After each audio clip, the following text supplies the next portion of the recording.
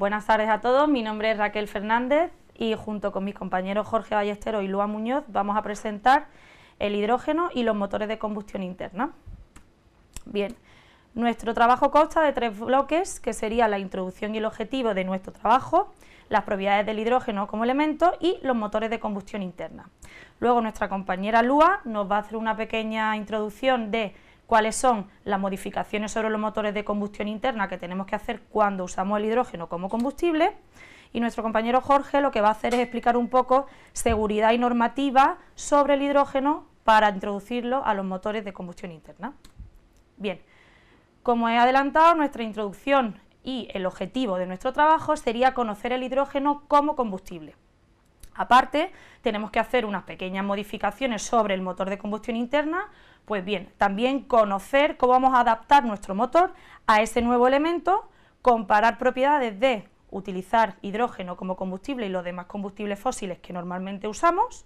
Estudiaremos si hay ventajas y desventajas sobre el hidrógeno frente a ese combustible y, por supuesto, aplicaremos los códigos de seguridad vigentes que poco a poco se van ampliando. Bien, las propiedades del hidrógeno, como introducción y comienzo para saber qué elemento es con el que estamos tratando, son las básicas que nosotros conocemos de otros cursos. Bien, el 70% de los compuestos terrestres tienen hidrógeno y, aparte de ser uno de los elementos que más nos podemos encontrar en la Tierra, es muy ligero, es incoloro e inoloro, y eso lo hace bastante peligroso, porque así a simple vista no tenemos manera de percibir un pequeño escape que puede ser muy peligroso para el ser humano, puede explotar un coche o simplemente puede ser muy peligroso y tóxico para nosotros al inhalarlo. Es muy inflamable y, como ya digo, es el compuesto de los que más nos encontramos en la corteza terrestre. Bien, como vemos en la diapositiva, nos lo podemos encontrar de 3 formas. Hidrógeno con simplemente un electrón, lo que conocemos como deuterio, que es la forma más estable en la que nosotros nos podemos encontrar el hidrógeno en la atmósfera, y el tritio.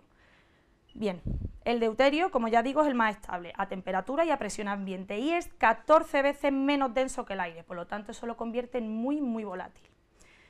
Lo que a nosotros nos interesa es utilizar el hidrógeno como combustible, pero como lo que tenemos que hacer es extraerlo de los compuestos que existen en la atmósfera, ahí en esta diapositiva comprobamos que podemos sacarlo de fuentes no fósiles, que puede ser la biomasa, solar, incluso eólica, y de la nuclear.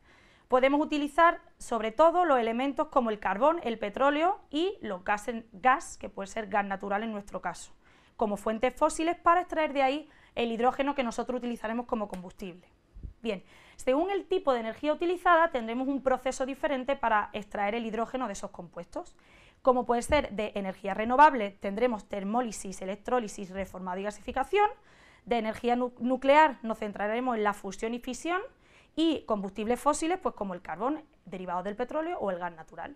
Y como se ve en esta diapositiva, mediante la termólisis, electrólisis, reformado y gasificación, lo que tendremos será una obtención del hidrógeno en forma estable, es decir, deuterio, para nosotros utilizarlos como combustible. El CO2 será uno de los elementos que tengamos como exceso, que lo capturaremos y lo almacenaremos para evitar que haya mucha pérdida sobre la atmósfera, y ya sabemos que es un elemento contaminante, un compuesto contaminante. Bien. Como hemos dicho, lo podemos sacar de diferentes derivados de petróleo, gas natural o elementos con carbono. Bien, aquí tenemos un elemento que es el metanol, desde donde podemos extraer nuestro hidrógeno a través de ese sistema que tenemos ahí de reformado del gas natural. Nosotros extraemos metanol a través del gas natural y con el metanol lo almacenaríamos y sacaríamos de ahí nuestro hidrógeno. Bien, el etanol es lo que se conoce como biomasa, y también del proceso, que se ve bastante más sencillo, podemos sacar el hidrógeno.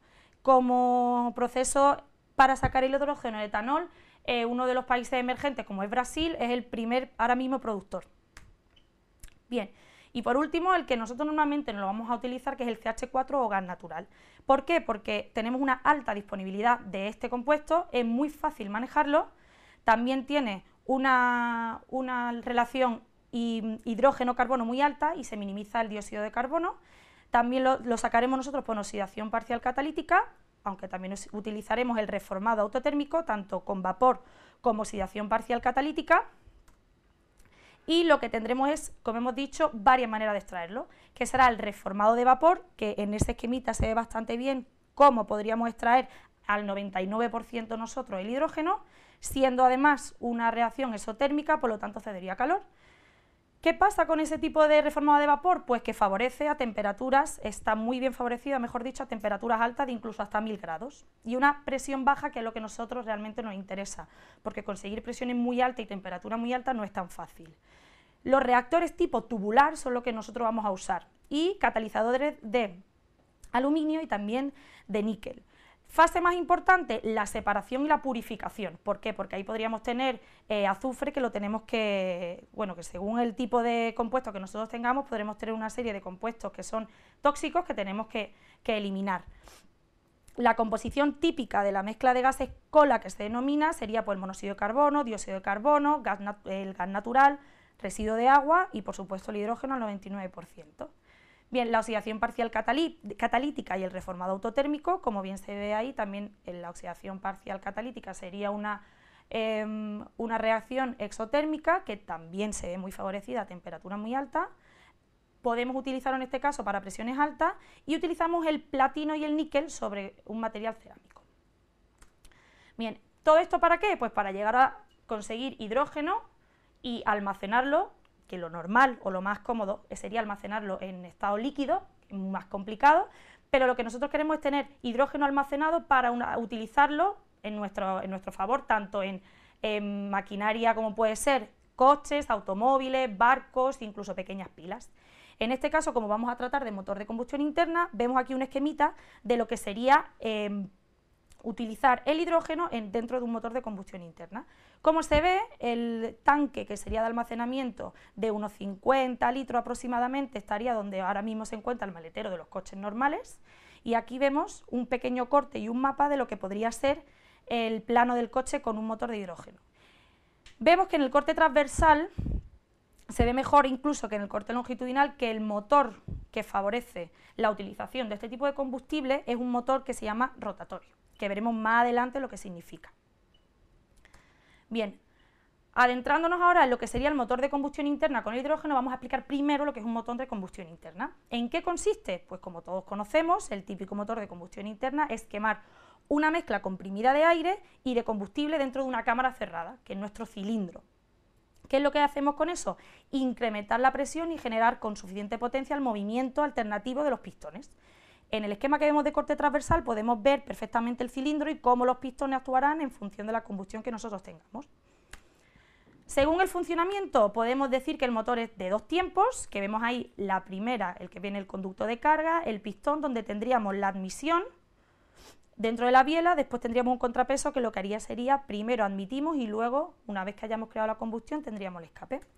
El rotatorio Wankel, que es el que nosotros vamos a usar para utilizar el combustible hidrógeno, sería este que vemos aquí, que es admisión, compresión, explosión y escape, pero en vez de ser circular, lo que tenemos ahí es una especie de pistón triangular. La turbina de gas, que es la que se usa mucho en aviación, y los motores de 4 tiempos, que es el normal de admisión, compresión, explosión y escape. Bien. Disposición de los cilindros, con este apartado podemos también hacer una pequeña diferenciación entre tipos de motores, y son en línea, en V y en VR. Bien, el motor en línea se ve perfectamente en este esquema, que es simplemente que tengamos los pistones alineados y con todos los cilindros alineados en la misma fila.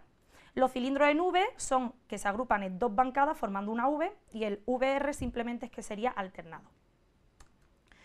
También tenemos los horizontales u opuestos, que es simplemente que nosotros tenemos la disposición contraria a lo que normalmente vemos, que es en vertical, y es en boxer 180 grados, en estrella y en W. En boxer es que cada pareja de pistones, como se ve en la primera diapositiva, se mueve simultáneamente dentro y fuera. El de 180 grados tiene una disposición que es un pelín más compacta, y los elementos que tenemos dentro de esa disposición tienen que tener menor longitud, lo que garantiza una mayor estabilidad en el movimiento. En estrella son motores de aviación y motores estáticos, y en W los cilindros en las bancadas simplemente están dispuestos en W. Distribución, también podemos hacer otra pequeña esquemita sobre la distribución, es decir, los OHV, que son los overhead valve, que tienen el árbol de levas en el bloque del motor y las válvulas dispuestas en la culata, tal y como aparece en esa animación. Los OHC, que se distinguen por tener el árbol de levas en la culata, y no justo al mismo nivel que las válvulas, y el DOHC, que es un variante simplemente del OHC. Y la D significa que estamos ante la misma disposición, pero como si fuese un espejo, es decir, elemento doble. Bien, motores de combustión interna típicos que nosotros conozcamos, pues como pueden ser el diésel, que no requiere de un sistema que produzca chispa para provocar el encendido, y es lo que vemos en este esquema de válvula, culata de cilindros, pistón, biela, cigüeñal. Este es el típico corte de un motor diésel. El motor diésel utiliza una elevada temperatura que alcanza el aire para ser comprimido en la carrera de compresión, y normalmente se usan motores de 4 tiempos. Esto que tenemos aquí es la evolución de nuestro pistón en un motor de 4 tiempos, teniendo en cuenta el punto muerto inicial y el punto muerto base y el punto muerto superior. Vemos cómo el encendido, que sería el punto 3, abre nuestra compresión, abertura y escape, vemos cómo baja, y después tenemos en el punto 2 y 2' la admisión y el comienzo de barrido. Aquí vemos una pequeñita animación en función de la presión y la entropía, y presión y volumen específico, cómo sería nuestro ciclo diésel. El ciclo Otto también es uno de los más conocidos, y es que aspira la mezcla de aire y combustible, típicamente gasolina dispersa en aire. Bien, se trata de un sistema pistón-cilindro con válvulas de admisión, como se ve en esta animación, y válvulas de escape. En función del punto en el que se encuentra nuestro pistón, va evolucionando de una manera u otra el sistema. Se ve aquí, y en el punto primero tenemos la admisión, luego la compresión, la expansión y el escape. Serían 4 animaciones diferentes de cómo sería un ciclo Otto. Bien, y hasta aquí sería la parte dedicada a repaso y explicación del hidrógeno, y ahora nuestra compañera Lua Muñoz nos explicará el siguiente bloque, que es cómo adaptar nuestro motor normal y corriente de combustión interna a tener hidrógeno como combustible.